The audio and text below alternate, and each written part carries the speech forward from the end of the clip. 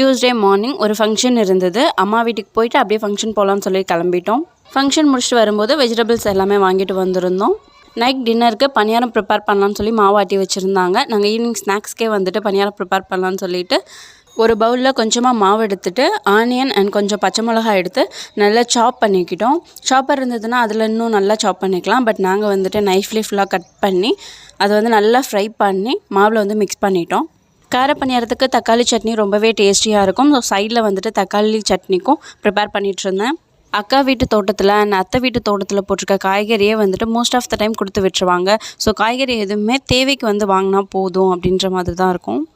Evening ஸ்நாக்ஸ்க்கு plan பண்ணி ready பண்ண ஆரம்பித்தோம். பட் டின்னர் டைமே வந்துருச்சு. ஸோ சட்னி கொஞ்சம் எக்ஸஸாகவே ரெடி பண்ணிவிட்டு அதோட கொஞ்சம் தேங்காய் சட்னியும் அரைச்சிட்டு டின்னருக்கு எல்லாமே பணியாரமே சாப்பிட்டோம். அதோட ஆளுக்கு ஒரு தோசையும் ஊற்றி சாப்பிட்டுட்டு டின்னர் ஃபினிஷ் பண்ணிட்டோம். நெக்ஸ்ட் ஒரு இன்ட்ரெஸ்டிங்கான வீடியோவில் பார்க்கலாம். பாய்.